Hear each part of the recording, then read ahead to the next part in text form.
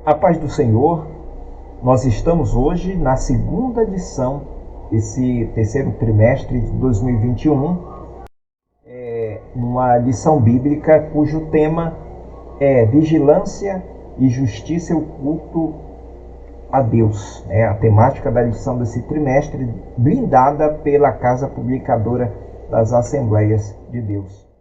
E na nossa segunda lição de hoje, o tema é o casamento como reflexo da comunhão com Deus. E o texto do dia diz o seguinte: contendei com vossa mãe, contendei, porque ela não é minha mulher e eu não sou seu marido. Está lá em Oséias capítulo 2, versículo 2.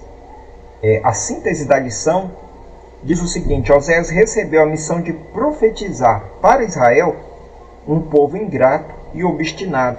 Na consecução desse propósito, vivenciou um drama particular ao ser traído por sua mulher. O que me chama a atenção na vida, nesta lição, a vida de Oséias, é o chamado de Deus para ele profetizar a nação. E ele profetiza para a nação usando o seu próprio drama familiar, a traição da sua mulher. É um tema que muitas vezes existe até um tabu de explorar esse tema, porque é um tema que muitas vezes dói no coração de muitas pessoas que passaram ou estão passando por esse momento de tristeza, de desapontamento, um drama de um sentimento de morte para quem está passando por isso. Mas olha, Deus tem uma mensagem para você hoje. Então quero pedir que você fique até o final comigo, porque Deus vai falar contigo. E no final não deixe de curtir esse canal e deixar o seu comentário. Oséias, o nome Oséias significa salvação. Oséias, possivelmente, ele foi um padeiro, visto que dentro das características aqui descritas, ele fala muito em massa de pão, como especialista nesse assunto. Ele fala de sovar a massa, apresentando então um conhecimento prático na área. Oséias, ele recebeu a orientação de Deus para casar com Gomer, e ele passa por um drama, uma crise conjugal. Essa crise conjugal, a sua esposa, ela, num ato de ingratidão, porque sempre quando alguém, a traição, ela tem como raiz a ingratidão pelo tempo vivido com outra pessoa, a ingratidão por aquela bênção de casamento. Então a raiz da traição é sempre uma ingratidão. E isso é descrito muito bem lá no texto desse profeta menor chamado Oséias, quando essa mulher tinha todo o amor, desfrutava de todo o amor, de toda uma vida tranquila dentro da sua casa, mas ela resolve se aventurar, quem sabe, em nome de uma felicidade. Tempos atrás, eu recebi o telefonema de um pastor que ele havia se separado da sua esposa, e por um motivo muito banal. E eu fiquei apenas a ouvi-lo, até porque no meu ouvido apenas para ouvi-lo, e era isso que ele queria, e fazer uma oração por ele. Mas uma coisa que me chamou a atenção na sua fala, e essa fala é um reflexo daquilo que cristãos, que as pessoas dizem o seguinte: olha, eu quero ser feliz. Não se fala mais, quando se fala em casamento, se fala em fazer a vontade do Senhor. O casamento, ele tem momentos de altos e baixos, mas o que firma o casamento não são as emoções. O que fortalece o casamento não são qualquer outra coisa fora dele, mas o compromisso assumido perante o altar. E esse compromisso assumido diante do altar está fazendo com que muitas pessoas larguem o seu cônjuge em nome de uma aventura que não terá um final feliz. Lá no livro de Malaquias, o Senhor chama-nos a atenção quando ele diz o seguinte, que ele esteve presente no dia do teu casamento. O Deus Todo-Poderoso esteve presente no dia do meu casamento.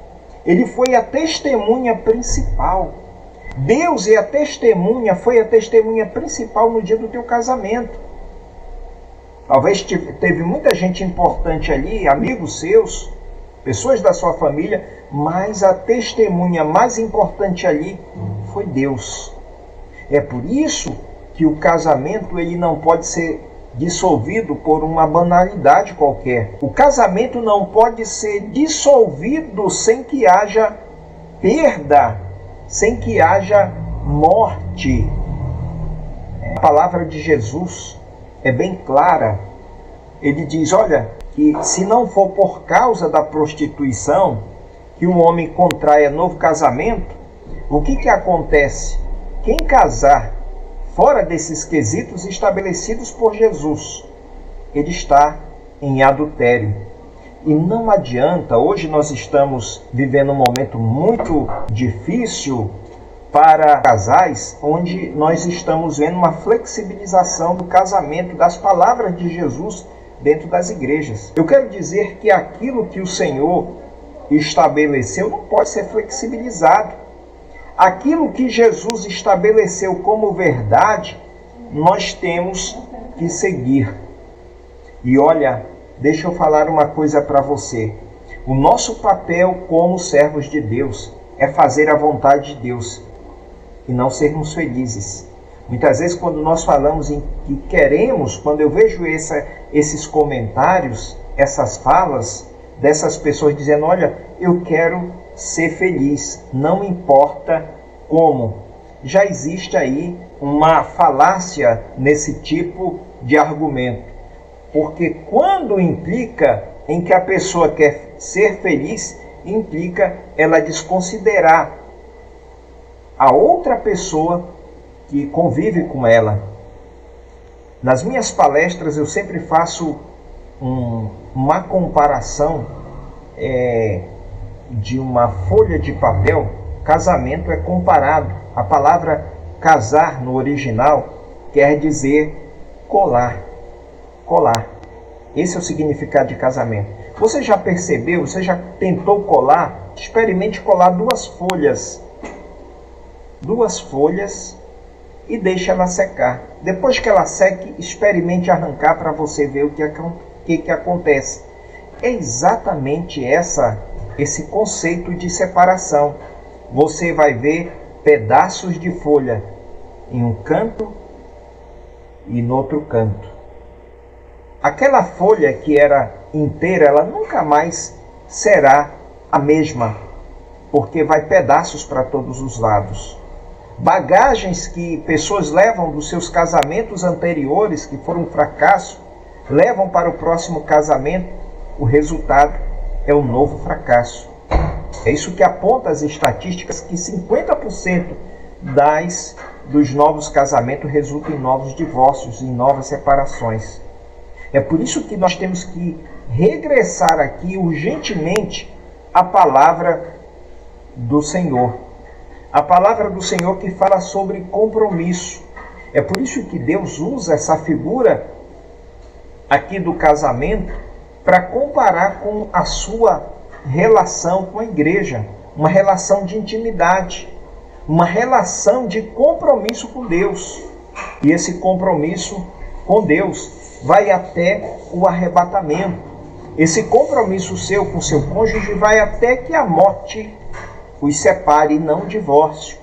Mas hoje existe uma tentativa de desconstruir essa instituição chamada casamento. O casamento, vou repetir aqui, é a base do equilíbrio da sociedade, do equilíbrio familiar.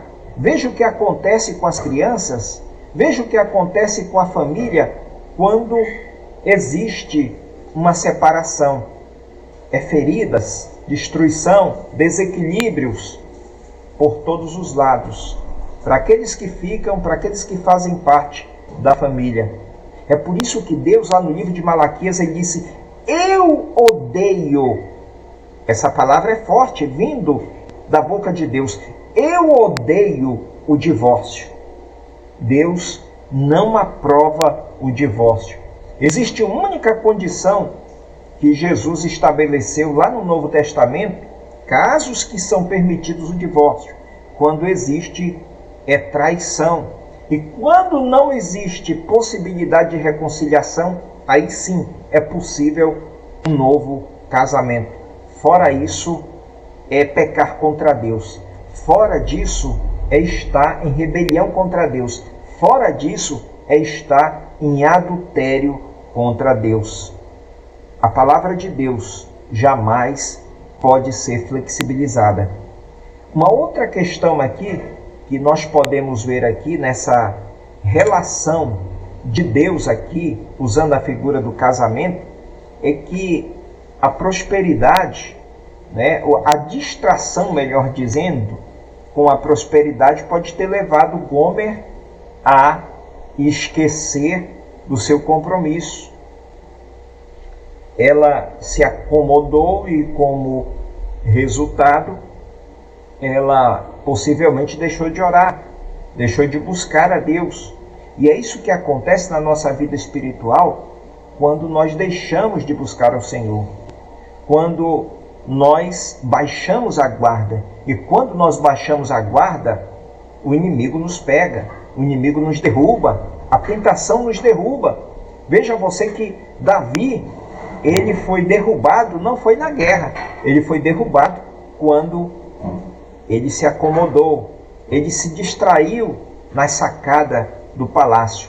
Tem muita gente se distraindo hoje nas redes sociais, tem muita gente se distraindo hoje em sites pornográficos, tem muita gente se distraindo hoje em relacionamentos secretos. Isso já se constitui um adultério. É tempo de você vigiar. É tempo de você colocar os olhos em Deus.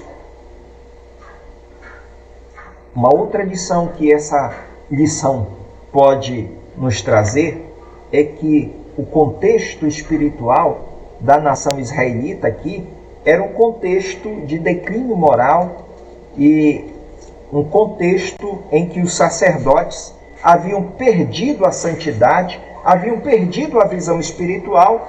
Eles abandonaram seus postos sagrados e se uniram aos salteadores nas estradas. Homens que deveriam ser exemplos espirituais tornaram-se decadentes e corruptos. Enquanto os sacerdotes, os mandatários, os maiorais se desviaram do Senhor, Deus levanta um profeta. Deus levanta um pequeno padeiro chamado Oséias para trazer o povo de volta ao arrependimento. Deixa eu falar uma coisa hoje. Existem muitas pessoas que estão se desviando de Deus. Nós, como os líderes espirituais, a cobrança vai ser maior porque nós somos o exemplo para muitas pessoas. Nós somos e devemos ser exemplos espirituais. A minha oração hoje é para que Deus possa despertar você sobre duas questões. Primeiro, a importância de você verificar as duas lições que nós podemos aprender dessa lição é que o casamento ainda é uma instituição sagrada e que teve e tem ainda como testemunha diante do altar o Deus Todo-Poderoso, e que Deus odeia o divórcio. A segunda lição é que a prostituição espiritual, o nosso afastamento de Deus é comparado como uma prostituição, um adultério espiritual. É por isso que o meu recado para você hoje é: o caminho de volta ao arrependimento está aberto para você. Que Deus abençoe, que Deus nos guarde e nos proteja. Não esqueça de deixar o seu like, não esqueça de deixar o seu comentário e compartilhar esse vídeo com outras pessoas. Fique com Deus.